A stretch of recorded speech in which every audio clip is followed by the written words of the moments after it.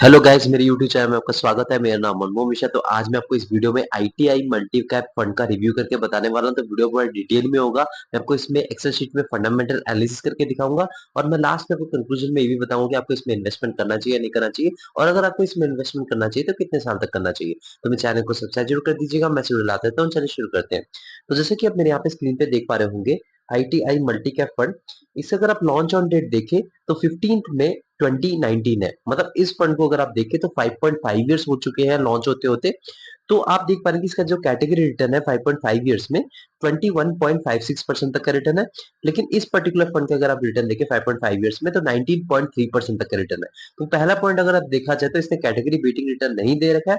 आप देख पा रहे हैं कि यहाँ पे करीब करीब 2% से पीछे रह रखा है। तो यहाँ पे मैं एक नेगेटिव फीडबैक दूंगा कि कैटेगरी बीटिंग रिटर्न देना बहुत जरूरी हो जाता है। लेकिन यहाँ पे अभी कंक्लूजन में आप मत आइए, क्योंकि नीचे हम रिस्क भी देखेंगे। रिस्क भी कम ले रखा है और रिटर्न अगर थोड़ा सा कम दे रखा है अपने कैटेगरी से तो क्या फर्क पड़ता है। तो नीचे आप पूरा भी देखिए, मैं पूरा डिटेल में बताऊंगा, तब आप इसमें कंक्लूजन में आइएगा। तो यहाँ पे मान लीजिए आपने 1000 रुपए इन्वेस्टमेंट किया कंटिन्यूअसली हर महीने 5 साल तक, तो आपका जो अमाउंट डिपॉजिट होता है वो 60,000 रुपीज, और 60,000 रुपीज आपका कन्वर्ट होकर बन गया 1 लाख रुपए, वो भी 5 साल में। तब देखो पैसा जो है आपका डबल से डबल के आसपास ही है। मतलब अगर आपके यहाँ पे 1,20,000 होता तो डबल होता, तो 20,000 उससे कम है। तो मान लीजिए आपने गोल्ड में इन्वेस्टमेंट किया होता, तो गोल्ड में आपका 5 साल के बाद जो 60,000 रुपए वो कन्वर्ट होकर बन गया होता 86,705 रुपीज में। तो आप देख पा रहे हैं कि मतलब जो इन्वेस्टमेंट की ताकत, मतलब आपका इस पर्टिकुलर फंड में गोल्ड से भी 14,000 रुपीज के करीब करीब ज्यादा रिटर्न दे रखा है। और मान लीजिए आपने एफडी में इन्वेस्टमेंट किया होता है, तो आपको अमाउंट जो डिपॉजिट होता है 5 साल में वो 60,000 रुपीज, और 5 साल के बाद आपका 60,000 रुपीज कन्वर्ट होकर बन गया होता 72,007 रुपीज में। मतलब आप देख पा रहे हैं कि इन्वेस्टमेंट की ताकत, मतलब आपका एफडी का जो रिटर्न है वो सिर्फ 12,000 रुपए ही है, और जो इस पर्टिकुलर फंड ने करीब करीब आपको 40,000 तक का रिटर्न दे रखा है 5 साल में। तो यहाँ पे रिटर्न वर्सेस कैटेगरी की बात करें तो डेफिनेट यहाँ पे बिलो एवरेज है। डेफिनेटली यहाँ पे बिलो एवरेज ही कंसिडर करेंगे, क्योंकि इसने पे कैटेगरी बीटिंग रिटर्न नहीं दे रखा है, तो बिलो एवरेज रहेगा। और रिस्क वर्सेस कैटेगरी की बात करें, यहाँ पे रिस्क एवरेज है। तो कैसे है यहाँ पे अभी नीचे रिस्क और रिटर्न रेशियो के बारे में आपको जब पता चलेगा। तो रिस्क और रिटर्न अगर आप देखें लास्ट के 3 साल का, तो यहाँ पे बीटा अगर आप देखें तो बीटा बेसिकली इस पर्टिकुलर फंड का 0.96 है, और कैटेगरी का अगर आप देखें तो 0.91 है। तो मैंने आपको हर एक वीडियो में बता रखा है और यहाँ पे भी बता रहा हूँ, बीटा बेसिकली क्या होता है कि ये आपको बताता है volatility with respect to its benchmark. जी हाँ, आपका एक पर्टिकुलर जो म्यूचुअल फंड है कितना वॉलेटाइल है। तो यहाँ पे अगर 1 से नीचे वो थोड़ा ठीक ठाक माना जाता है, 1 के ऊपर उसे नहीं कंसिडर किया जाता है, क्योंकि यहाँ पे वॉलेटिलिटी आपको बहुत ज्यादा मैक्सिमम देखने को मिलता है।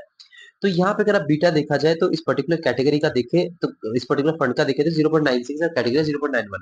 तो ये कैटेगरी से ज्यादा बीटा, मतलब कैटेगरी से ज्यादा वॉलेटाइल है और ज्यादा रिस्की है। और यहाँ पे आपको रिटर्न भी कैटेगरी बीटिंग रिटर्न नहीं मिल रखा है। तो यहाँ पे मेरा एक नेगेटिव फीडबैक डेफिनेटली रहेगा। यहाँ पे कैटेगरी बीटिंग रिटर्न नहीं है और रिस्क भी ज्यादा है, मतलब वॉलेटिलिटी आपको ज्यादा देखने को मिलेगी, तो डेफिनेटली एक नेगेटिव फीडबैक रहेगा। स्टैंडर्ड डिविएशन की बात करें तो स्टैंडर्ड डिविएशन बेसिकली आपको बताते हैं कि आपका जो एवरेज रिटर्न है उसे कितना प्लस कितना माइनस, इसके रेंज के बीच में आपको रिटर्न मिलने के चांसेस है हर साल। तो यहाँ पे अगर आप देखें तो स्टैंडर्ड डिविएशन 15.05 है इस पर्टिकुलर फंड का, और कैटेगरी देखें तो 14.56 है। तो देखा जाए तो इसमें अगर आप देखें तो स्टैंडर्ड डिविएशन जितना कम हो उतना अच्छा खासा माना जाता है। तो यहाँ पे स्टैंडर्ड डिविएशन ज्यादा है with as compare to its category, और रिटर्न भी कैटेगरी से कम है। तो यहाँ पे डेफिनेटली एक नेगेटिव फीडबैक रहेगा। तो मैं आपको बता रहा हूँ अभी यहाँ से बहुत ही ज्यादा नेगेटिव फीडबैक रह रहा है जितना मैंने आपको अभी तक का बताया। वन टाइम इन्वेस्टमेंट की बात करें तो यहाँ पे 1,000 रुपए तक आप लमसम कर सकते हैं। और लॉक इन पीरियड की बात करें, कोई भी लॉक इन पीरियड नहीं, कभी आप इसमें इन्वेस्टमेंट कर सकते हैं, आप इसमें से एग्जिट मार सकते हैं। तो एक नेगेटिव फीडबैक यहाँ पे है कि मिनिमम एसआईपी आप एसआईपी कर ही नहीं सकते हैं, आप इसे लमसम ही कर सकते हैं। तो इसलिए नेगेटिव फीडबैक रहेगा इस पर्टिकुलर फंड के लिए। एम साइज की बात करते हैं, एम साइज बेसिकली क्या होता है कि एसेट अंडर मैनेजमेंट इसका फॉर्म होता है। इसमें आपको पता चलता है कि इस पर्टिकुलर फंड में कितना पैसा इन्वेस्टेड है। देखिए, अगर इस पर्टिकुलर फंड में ज्यादा भरोसा करेंगे लोग तो ज्यादा इसका एम साइज ज्यादा होगा, और अगर ज्यादा करेंगे नहीं तो कम होगा। तो यहाँ पे अगर आप देखा जाए तो एम साइज बहुत कम है, क्योंकि यहाँ पे इस पर्टिकुलर फंड में ज्यादा लोग भरोसा नहीं कर रहे हैं। तो इससे आपको पता चलता है कि यहाँ पे इन्वेस्टमेंट करना चाहिए नहीं करना चाहिए। अगर एम साइज ज्यादा होगा तो प्रॉब्लम क्या आती है, वहाँ पे फंड मैनेजर मैनेजमेंट में दिक्कत आ जाती है, क्योंकि कभी कभार एसआईपी बंद कर देते हैं, कभी कभार लमसम बंद कर देते हैं। तो ये इश्यू फेस करने को पड़ती है। तो यहाँ पे अगर आप देखें तो ईएम साइज का प्रॉब्लम है। तो कम है तो भरोसा लोग कर नहीं रहे हैं, तो नेगेटिव फीडबैक यहाँ पे ईएम साइज के मामले में रहेगा। एक्सपेंस इश्यू की बात करते हैं, एक्सपेंस इश्यू बेसिकली क्या होता है कि आपको देखिए, आप दिमाग लगाने दिया, दिमाग लगाने वाला आपके फंड मैनेजर है, वो आपको दिमाग लगा के इन्वेस्टमेंट करके आपको रिटर्न दिलवा रहे हैं। तो यहाँ पे अगर आप देखें तो एक्सपेंस रेशियो अगर 1% से नीचे हो, क्योंकि देखिए मैनेजमेंट फीस उनको पे करते हैं, तो पे करना पड़ता है, तो वो दिमाग लगा रहे हैं ना। तो यहाँ पे आपका एक्सपेंस रेशियो देखा जाए 0.47% है, जो कि 1% से नीचे है। डेफिनेटली मैं यहाँ पे पॉजिटिव फीडबैक दूंगा, और मैंने क्राइटेरिया सेट कर रखा है कि 0.7% से नीचे, क्योंकि देखिए लाखों करोड़ों का डिफरेंस बन जाता है अगर आप 1% का एक्सपेंस रेशियो दे रहे हैं या फिर 0.9% तक एक्सपेंस रेशियो दे रहे हैं लॉन्ग रन में। तो यहाँ पे अगर आपका 0.47% है, तो डेफिनेटली मैं यहाँ पे कंसिडर इसको पॉजिटिव फीडबैक दूंगा as compare to its to expense ratio. Tax information की बात करें तो यहाँ पे आप 1 साल से पहले प्रॉफिट बुकिंग करके एग्जिट मार लेते हैं, आपको 20% तक का प्रॉफिट पे टैक्स देना पड़ेगा। 1 साल के बाद आपने एग्जिट मारा तो आपको 12.5% तक का टैक्स देना पड़ेगा प्रॉफिट पे। तो मान लीजिए आपने 1 साल से पहले एग्जिट मारा था तो 1% तक का एग्जिट लोड देना पड़ेगा। 1 साल के बाद आपने एग्जिट मारा तो आपको कोई भी एग्जिट लोड देने की जरूरत नहीं है।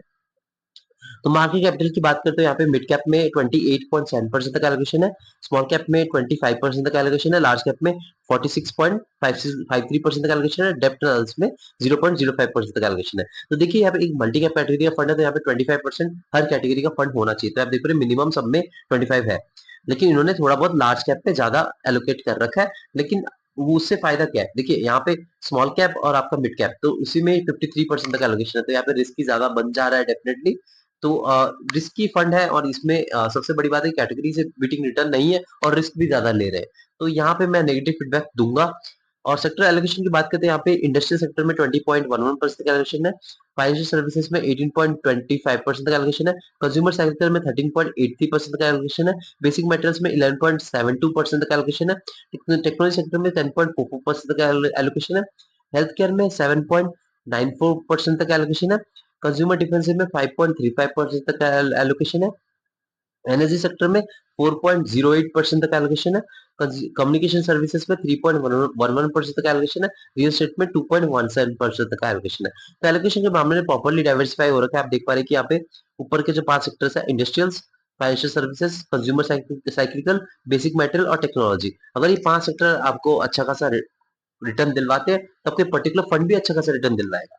तो हाँ, तो ये टोटली डिपेंड करते हैं 5 सेक्टर के फंड, 5 सेक्टर्स के रिटर्न पे। तो यहाँ पे फंड मैनेजर, तो सेक्टर एलोकेशन के बारे में पॉजिटिव फीडबैक रहेगा, इन्होंने प्रॉपर्ली डाइवर्सिफाई कर रखा है। तो यहाँ पे फंड मैनेजर की बात करें तो यहाँ पे धीमन शाह, जिनका एक्सपीरियंस है 2.24 इयर्स, सेकंड जो है आपका रोहन कोल्डे, इनका एक्सपीरियंस है 3.38 इयर्स का। तो एक्सपीरियंस के मामले में देखिए फंड मैनेजर एक्सपीरियंस होना जरूरी होता है, इनका आप पास रिटर्न थोड़ा ट्रैक कर सकते हैं और इनकी स्ट्रैटेजी जान सकते हैं कि इन्होंने पास में कैसा स्ट्रैटेजी फॉलो कर रखा है, कैसे रिटर्न दिलवाया है। तो यहाँ पे फंड मैनेजर की बात करें तो यहाँ पे थोड़ा और एक्सपीरियंस होता तो अच्छा खासा रहता, लेकिन एवरेज है, मतलब एवरेज से भी कम है। यहाँ पे ना तो पॉजिटिव फीडबैक दूंगा ना तो नेगेटिव फीडबैक दूंगा, क्योंकि 3 इयर्स के मैक्सिमम इनका इयर्स का एक्सपीरियंस है। तो अब ज्यादा इनके बारे में रिसर्च नहीं कर पाएंगे, ज्यादा इनकी बैकग्राउंड के बारे में नहीं जान पाएंगे, इन्होंने पास में कितना रिटर्न दिलवा रखा है। तो ये थोड़ा और ज्यादा एक्सपीरियंस होता है तो अच्छा खासा रहता है, लेकिन कम भी एक्सपीरियंस नहीं है, ठीक ठाक से। तो मैं यहाँ पे ना तो एवरेज इसको फीडबैक दूंगा। तो रेटिंग की बात करें तो इसको 2 आउट ऑफ 5 मिलेगा, जो कि बहुत ही बेकार रेटिंग है। मैंने आपको हर एक वीडियो में बता रखा है, जो 4 आउट ऑफ 5 रिटर्न जिसको मतलब जो रेटिंग मिल रखा है, ये 5 आउट ऑफ 5 मिल रखा है, उसी को ही आप कंसीडर करिए। यहाँ पे तो 3 भी नहीं है, यहाँ पे तो 2 है। तो रीजन आपको पता चल रहा होगा, मैंने आपको पूरे वीडियो में बता दिया है कि देखिए यहाँ पे एक तो कैटेगरी बीटिंग रिटर्न नहीं है ऑल टाइम में देखा जाए, ऊपर से रिस्क भी ज्यादा है, बीटा इसका हाई है as compare to its category, मतलब वॉलेटिलिटी आपको ज्यादा देखने को मिलेगी, स्टैंडर्ड डिविएशन भी कम ज्यादा है, तो यहाँ पे आपको रिस्क भी ज्यादा देखने को मिलेगा। सबसे बड़ी बात है कि यहाँ पे आप एसआईपी कर ही नहीं सकते, यहाँ पे आपको लमसम ही कर सकते हो, जो कि 1000 रुपए है। ये सबसे बड़ी बेकार बात है।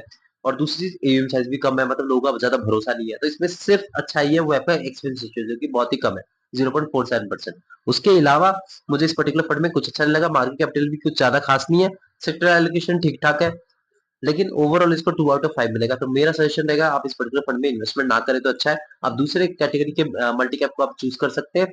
बहुत सारे ऐसे आपको मल्टी कैप मिल जाएंगे, क्वांटिटी मिल जाएंगे, आपको ऐसे कई सारे आपको मिल जाएंगे, तो आप उसके बारे में रिसर्च करके इन्वेस्टमेंट कर सकते हैं। इस ये वाला जो मल्टी कैप है, इस पे आप इसको आप इग्नोर मारिए, इस पे आप इन्वेस्टमेंट ना करें। और तब भी अगर आप करना चाहते हैं तो करेंगे, तो आपका मिनिमम टाइम फ्रेम 7 साल तक होना चाहिए। जी हाँ, 7 साल अगर आपके है, तब जाके आप इस पर्टिकुलर फंड में इन्वेस्टमेंट करें। रीजन ये है क्योंकि इसमें 53% तक का मिड कैप और स्मॉल कैप में इन्वेस्टमेंट हो रखा है, तो थोड़ा रिस्की फंड है डेफिनेटली। तो यहाँ पे आप सोच समझ के इन्वेस्टमेंट करिएगा, खुद रिसर्च करिएगा, ये नहीं कि मैंने बोल दिया और आप जाके भाग के इन्वेस्टमेंट कर दिया। तो मैं चैनल को सब्सक्राइब जरूर कर दीजिएगा, मैं चलो लाता रहता हूँ। Thank you.